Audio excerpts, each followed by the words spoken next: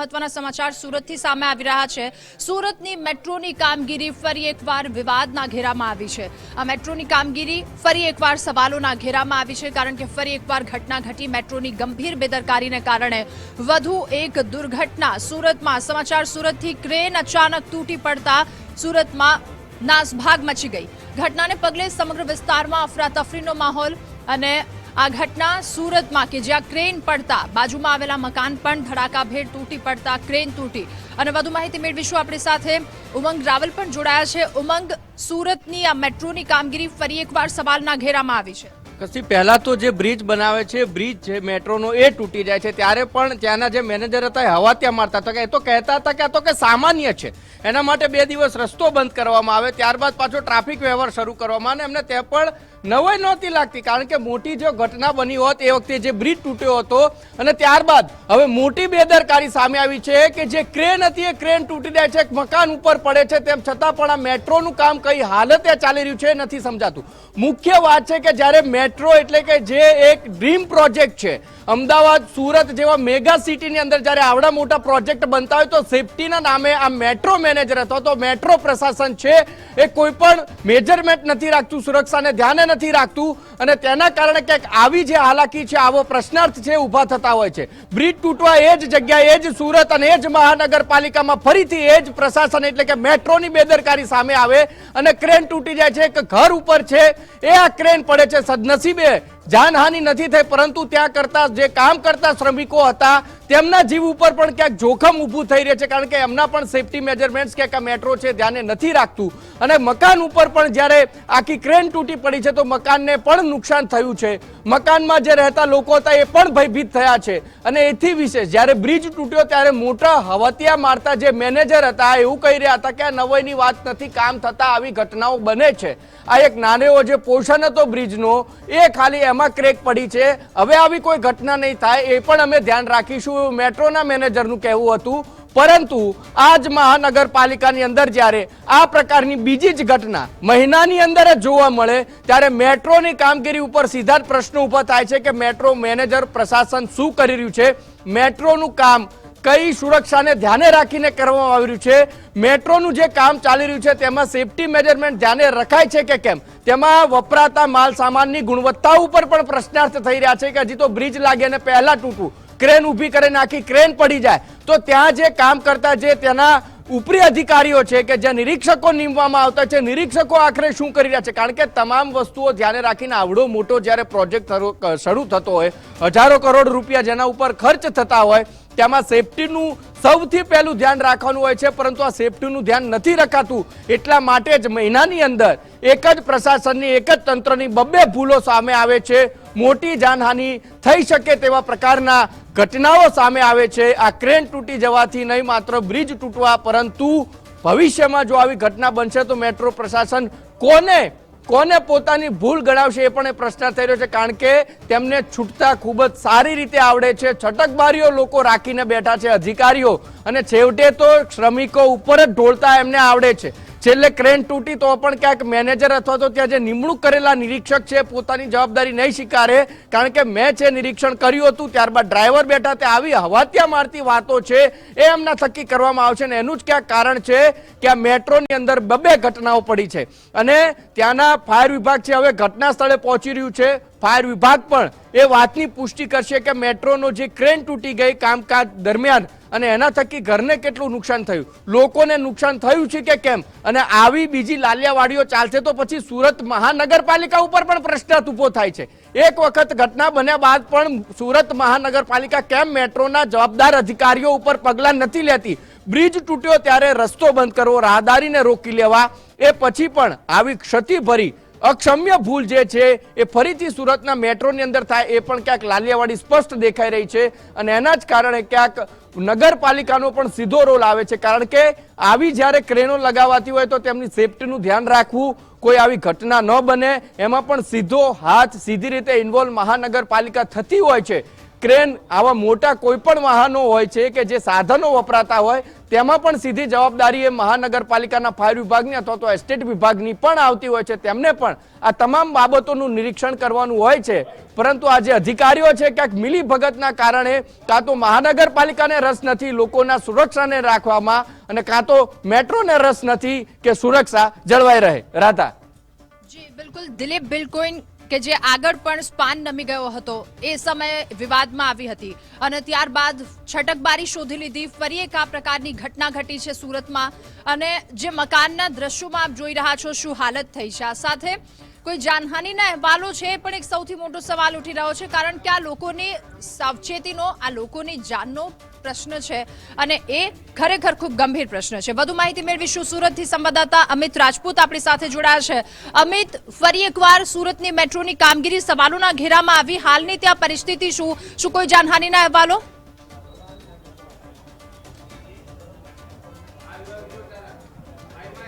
ચોક્કસપણે રાધા, આપને જણાવી દઉં કે હજી 30 દિવસ પૂરા નથી થયા અને સારોલી વિસ્તારમાં જ્યારે આ ઘટના બની હતી, દિલીપ બિલ્કોન નામની કંપની જ્યારે કામગીરી કરી રહી હતી તે સમય દરમિયાન જ્યારે સ્પાનનો ભાગ જે છે તેમાં તિરાડ પડી ગઈ હતી અને અત્યારે સીધા દ્રશ્યો જોશો કે હાલ જે પરિસ્થિતિ છે કે જ્યારે કામગીરી દરમિયાન ક્રેન જે છે તે એક મકાન પર પડી ગયું છે ત્યારે સીધા દ્રશ્યો જોશો કેટલા પ્રકારની બેદરકારી છે. તો ક્યાંક ને ક્યાંક હાલ જે અહીં લોકો ઉપસ્થિત છે કેટલો ભયનો માહોલ તેમાં જોવા મળી રહ્યો છે. આપણે તેમની સાથે વાત પણ કરીશું કેવા પ્રકારનો ભયનો માહોલ, કારણ કે આ એક જ મહિનામાં બીજી વાર ઘટના.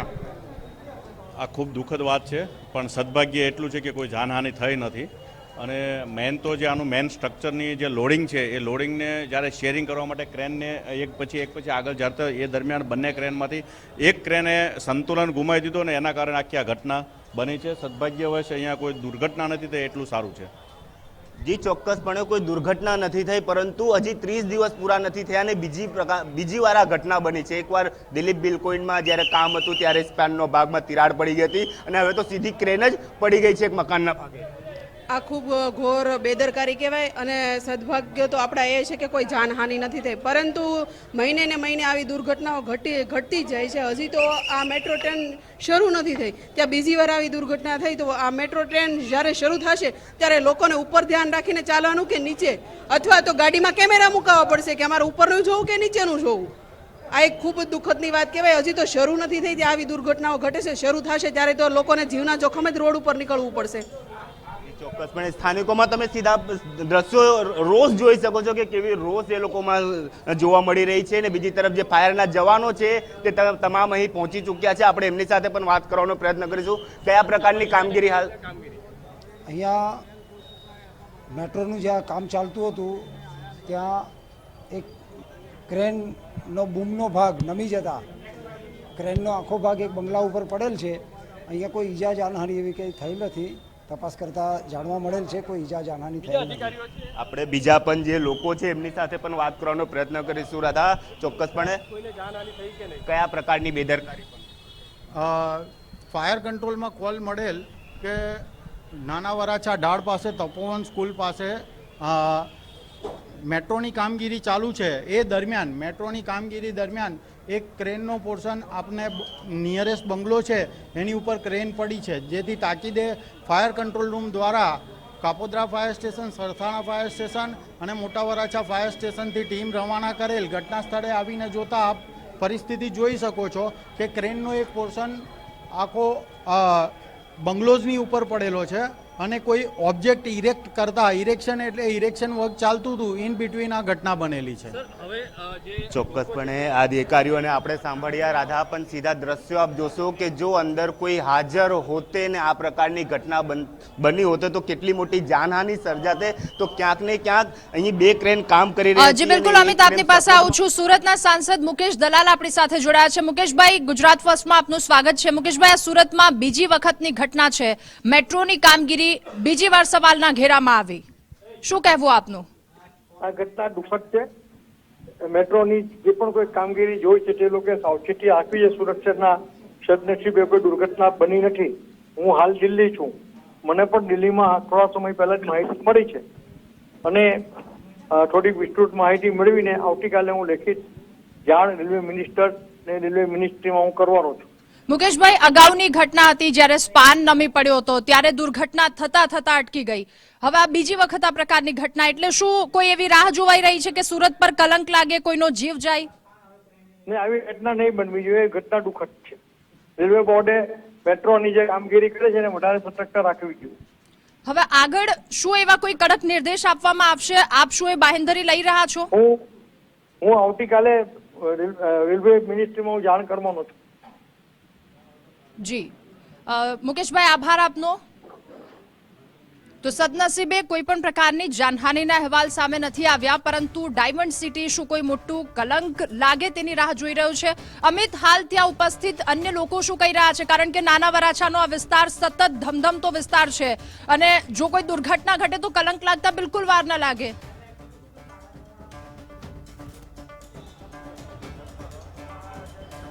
જી બિલકુલ રાધા, આપને જણાવી દઉં કે આ એક એવો વિસ્તાર છે કે જેને ડાયમંડ સિટી તરીકે સુરતની જે ઓળખ ઊભી થાય છે તે વરાછા વિસ્તારથી ઊભી થાય છે. અને વરાછા વિસ્તારનો નાના વરાછા વિસ્તાર છે જ્યાં ઘટના બની છે તો ક્યાંક ને ક્યાંક જો જીરીક પણ ચૂક હોતે તો આજે મોટી સંખ્યામાં લોકોનો જીવ જતે. ત્યારે જે અહીં લોકો હાજર છે આપણે એમની સાથે પણ વાત કરવાનો પ્રયત્ન કરીશું કે અહીં જે ઘટના બની છે તો ક્યાંક ને ક્યાંક જે બેદરકારી હોય તે સંદર્ભે પણ આપણે વાત કરવાનો પ્રયત્ન કરીશું કે ક્યાંક ને બેદરકારી હશે તો જ આવી ઘટના બની હશે.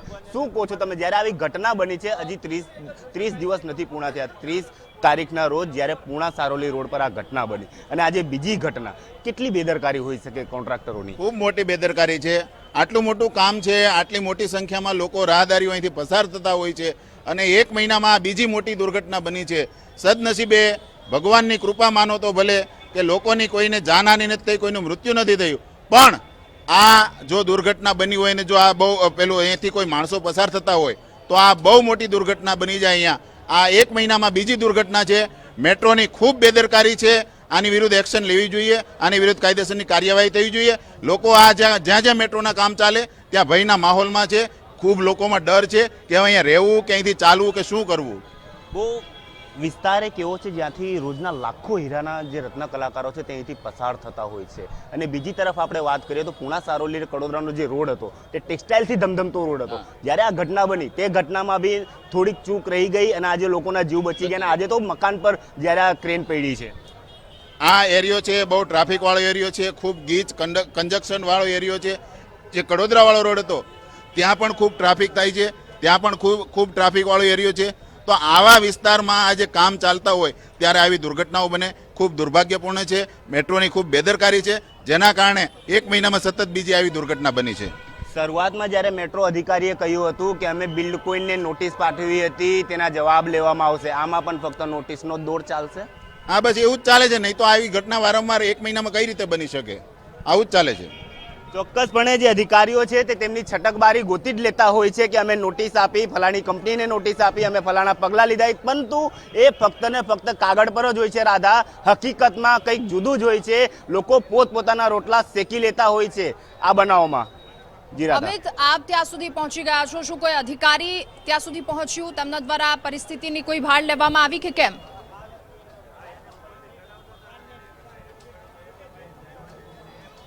કોઈ નથી. મેટ્રોના તો અધિકારીએ જાણ સુદ્ધા પણ નથી આવ્યા, પરંતુ ફાયરની જે ટીમ છે તે અહીં પહોંચી છે. જે આ કામગીરી છે, હટાવવાની કામગીરી છે, તેને લઈને પ્રયત્નો હાથ ધરાયા છે. પરંતુ ફાયર અધિકારી સાથે જ્યારે ગુજરાત ફર્સ્ટે વાતચીત કરી તેમણે એવું કીધું કે કોઈ જાનહાનિ નથી, પરંતુ ક્યાંક ને ક્યાંક જો બેદરકારી હશે તો તેમના વિરુદ્ધમાં પણ પગલાં લેવામાં આવશે એવી ખાતરી તેમના દ્વારા આપવામાં આવી છે. તો જો જે કાગળની વાત કીધી કે કાગળ પર જ ફક્ત આ લોકોના નીતિ નિયમો લાગતા હોય છે, પરંતુ જ્યારે હકીકતો સામે આવતી હોય છે તો ક્યાંક ને ક્યાંક લોકોની જે મિલીભગત આવતી હોય છે તેના કારણે આ જે કોન્ટ્રાક્ટરો છે તે બચી જતા હોય છે. રાધા, અમિત, આ જે ઘર છે જેમને નુકસાન પહોંચ્યું છે તેમની સાથે કોઈ વાતચીત, તેમનું શું કહેવું, કોઈ માહિતી મળી?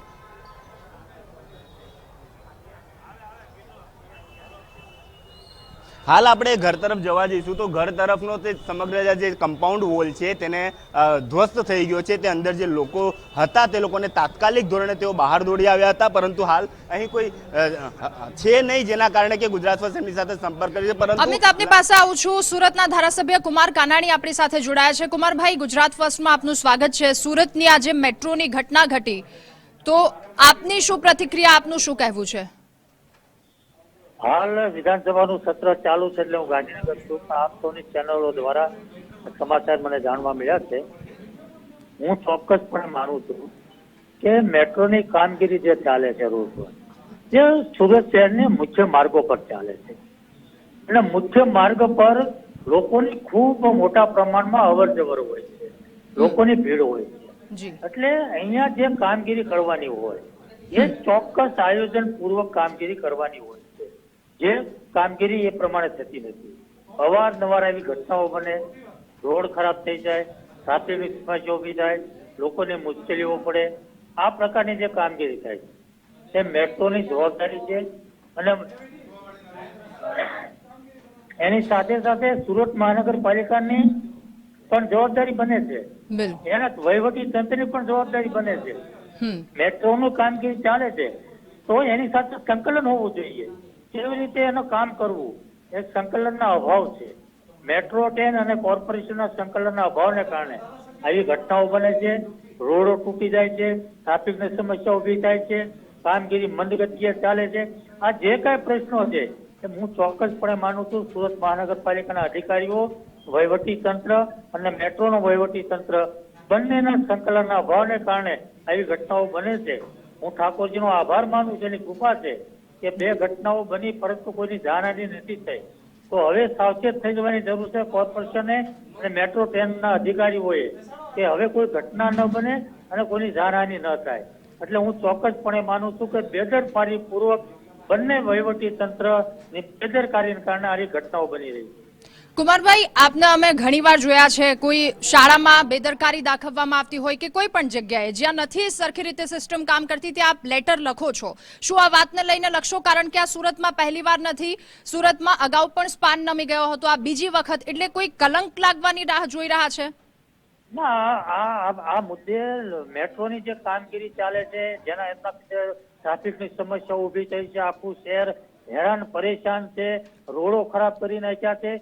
આ મુદ્દે અનેકવાર અમારે ચૂંટાયેલા પ્રતિનિધિઓ, ધારાસભ્યોએ અનેકવાર સંકલોની અંદર પણ આની ચર્ચાઓ કરી છે અને એટલા માટે જ હું કહું છું કે વારંવાર રજૂઆતો કરવા છતાં, આ મુદ્દાઓ વારંવાર ઊભી કરવા છતાં, વારંવાર ઘટનાઓ બનવા છતાં હજુ કોઈ એમાં ફેરફાર થયો નથી. એ ખૂબ જ ગંભીર બાબત છે અને હવે જે કઈ ઘટનાઓ બનશે તો વહીવટી તંત્ર, સુરત મહાનગરપાલિકાનું વહીવટી તંત્ર અને મેટ્રો તમામ બંનેની જવાબદારી આ સરખી ગણાશે. બિલકુલ. કુમારભાઈ, આશા છે આપ મુદ્દાને ગંભીરતાથી લેશો, લોકોની સુરક્ષાને ગંભીરતાથી લેશો. આભાર આપનો ગુજરાત ફર્સ્ટ સાથે જોડાવા બદલ. અમિત, ફરી એકવાર આપની પાસે આવીશું. હાલની ત્યાંની પરિસ્થિતિ શું, લોકો શું કહી રહ્યા છે, ઘરના લોકો સાથે કોઈ વાતચીત કે કેમ?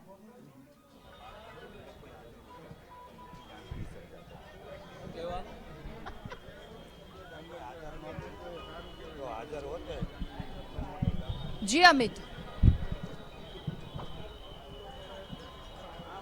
તો સદનસીબે આ ઘટનામાં કોઈ જાનહાનિના અહેવાલ નથી. ધારાસભ્ય કુમાર કાનાણી સાથે વાતચીત કરવાનો પ્રયત્ન કર્યો, તેમના દ્વારા પણ કહેવામાં આવ્યું. જી અમિત, હાલની ત્યાંની પરિસ્થિતિ શું, લોકો શું કહી રહ્યા છે અને પરિવાર સાથે કોઈ સંપર્ક કે કેમ?